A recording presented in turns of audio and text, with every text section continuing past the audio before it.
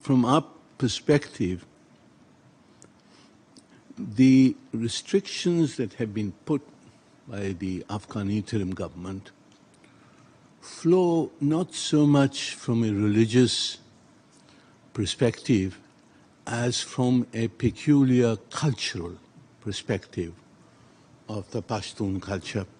These remarks by Munir Akram at a UN forum have ignited a global debate and have received widespread condemnation. Akram suggested that the Taliban's ban on women's education was rooted in Pashtun culture. Pakistan's civil society has strongly rejected the statement and called for Akram's removal as the envoy to the UN. HRCP Secretary General Haris Khaliq says that Ambassador Akram is ignorant of the Pashtun struggle against gender discrimination. What the permanent representative of Pakistan at the UN, United Nations, Munir Akram, has said is something terribly irresponsible. When it comes to imposing unity on a particular nation or a particular culture, by saying that in that particular culture it has been the norm and it has been the accepted norm that every woman should stay at home. I think it is not true. One, that it is not true. Historically, it is not true. And it also undermines the struggle of progressive forces in Pakistan's Pakhtunkhwa as well as in Afghanistan. Senior journalist Munir Jahangir says that Afghan women have a long history of fighting for their rights and they have played a significant role in nation building.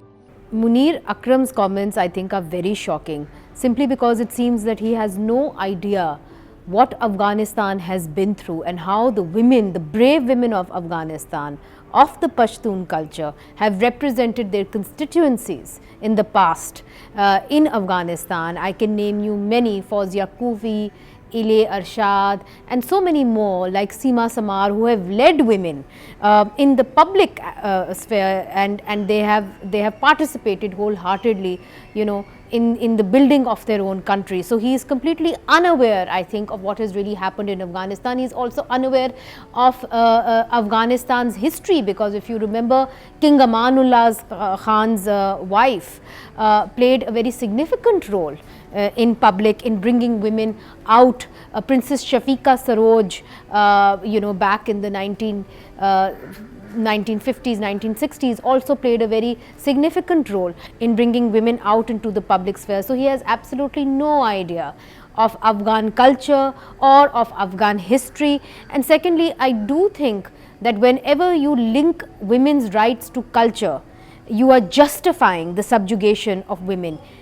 We reject all culture that subjugates women, and culture should never be used to subjugate a human being. Since August 2021, when they came to power by force, the Taliban have put a ban on girls' education. Afghan civil society has resisted these discriminatory actions despite brutal crackdown by the Taliban on dissenting voices. Female students have staged protests against the Taliban's anti-women policies and have been urging the international community to push the Taliban to reverse the ban. Recently, Afghan women rights activist Mehbooba Siraj was shortlisted for the 2023 Nobel Peace Prize. Pakistan's former permanent representative Malia Lodi has also time and again condemned the Taliban's repressive actions. Punjab-based left-leaning activist Farooq Tariq says that treating women unequally is actually mullah culture. It is very unfortunate that the permanent representative of Pakistan at UN has said that women should stay at home because this is part of the Pashtun culture.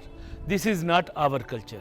This is culture of mullahism. Afghanistan's permanent representative to the UN, Nasser Faik, rebutted Akram's remarks and said banning girls' education has no link to Pashtun culture. As a result of condemnations, Akram has issued an apology stating that his remarks were representative of a small minority.